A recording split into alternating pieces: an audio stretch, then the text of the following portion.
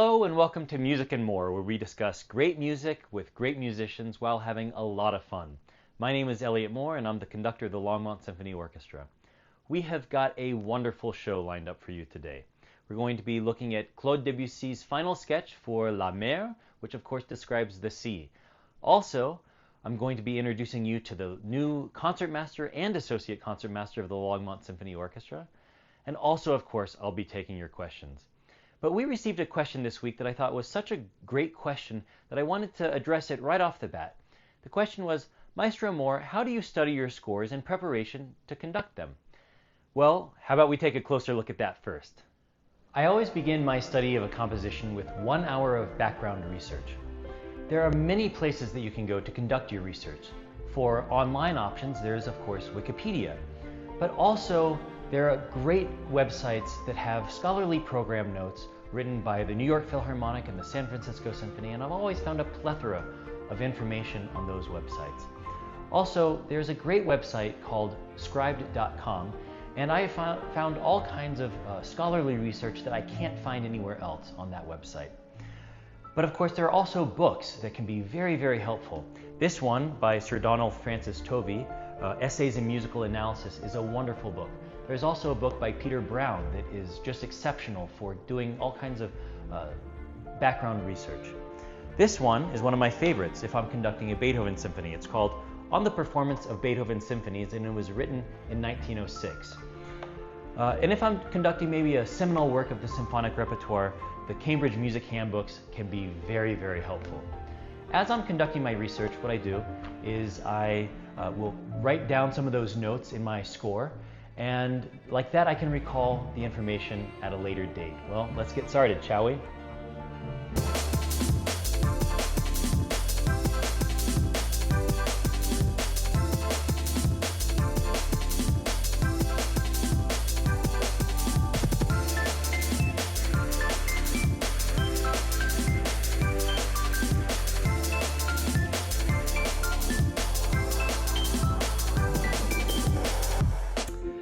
Well, I have taken quite a bit from my hour-long research into Beethoven's First Symphony.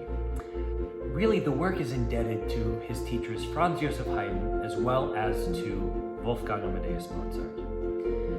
And while he takes a lot from these two giants, these two masters of the symphonic form, he's also finding his own voice, and he does that by putting in frequent sforzandi.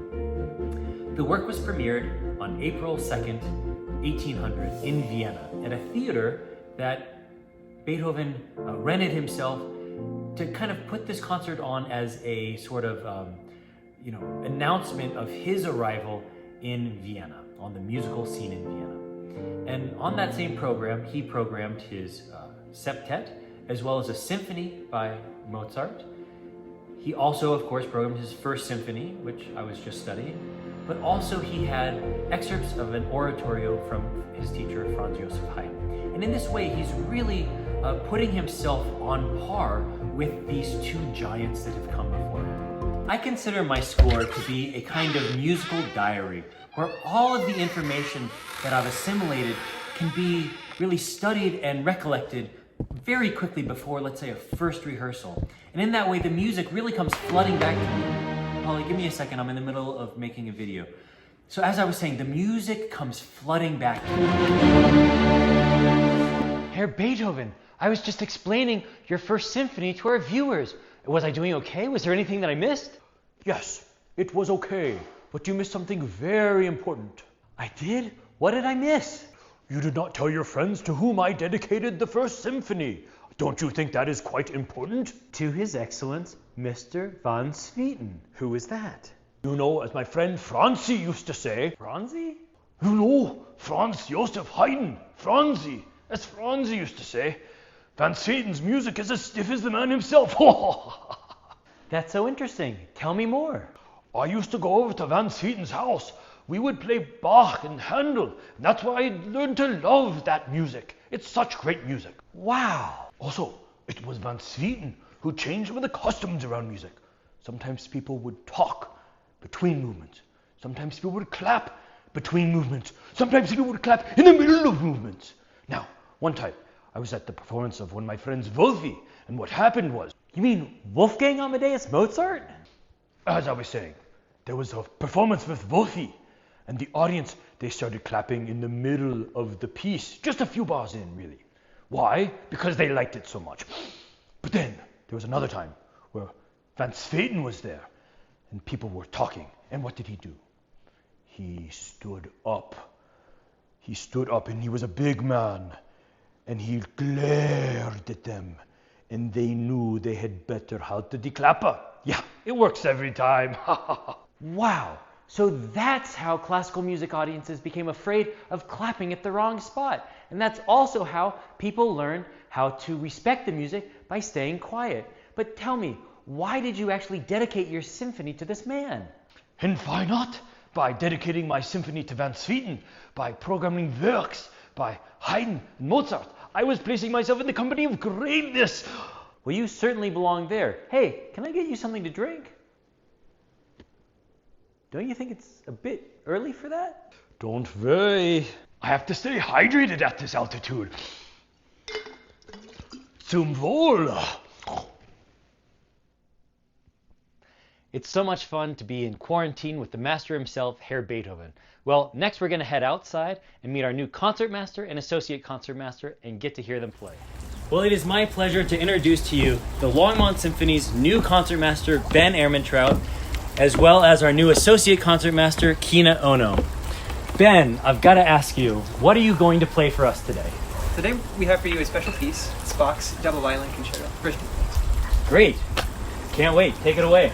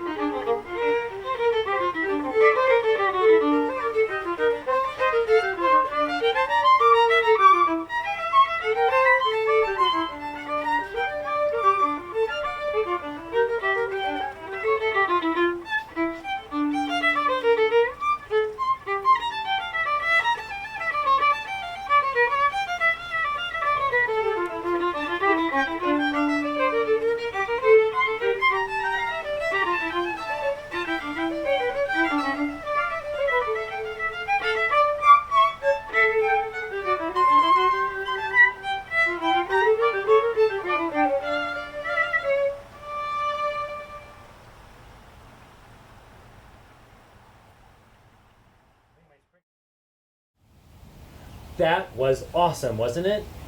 Ben, thank you so much for being our new concertmaster, and Kina, thank you so much for being our new associate concertmaster. We are so glad to have you. Kina, I wanted to ask you, where are you from? I'm from Minnesota, and I moved to Boulder a year ago. Well, welcome. Thank you. And Ben, what about you? Where are you from? I was born in Bismarck, North Dakota. Well, and when did you move to the region? Well, I came here about 3 years ago. Well, that's the same time I came here. That's awesome. And also, another thing I'm always interested in is, how old were you when you begun playing the violin? I was 6 years old. 6 years old? And I was 8. 8. I've got one last question for these amazing violinists. What is the thing that you're most looking forward to in terms of returning to the Longmont Symphony season? Sure. Well, with the symphony especially, you get to play lots of music with people. And I think that's what I miss most about making music, is doing it with people. Awesome. And what about you? I had to say the exact same, playing with my colleagues, and I'm especially excited to sit next to Ben this Well, season. we're thrilled to have both of you, so thank you so much for joining the Longmont Symphony. All right. Thank you. Bye all. Next, we're going to be talking about Claude Debussy's wonderful 20th century French orchestral work, La Mer, or The Sea. It's very challenging to talk about this work without talking about what inspired it. Claude Debussy was very inspired by Japanese art, and in particular, one artist by the name of Hokusai. And Hokusai had a very famous painting called The Great Wave, or Under the Wave off Kanagawa.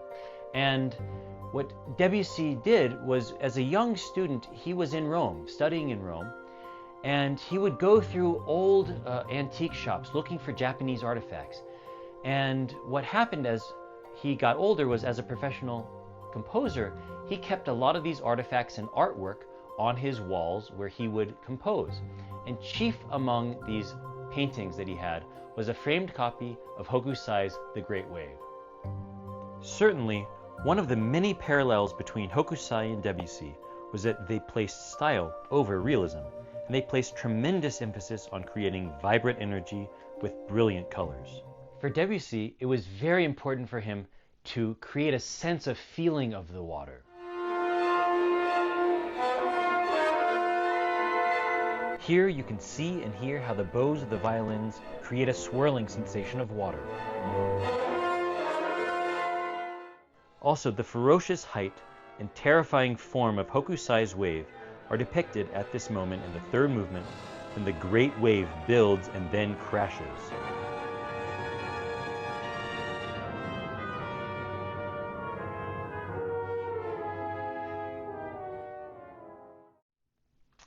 Claude Debussy's masterpiece, La Mer, is a wonderful example of his desire to create music which was atmospheric rather than music which is overtly representational. It includes nods to French Impressionism as well as to Japanese art. Well, here is a performance of the Longmont Symphony performing back in 2018, the third sketch of Debussy's La Mer.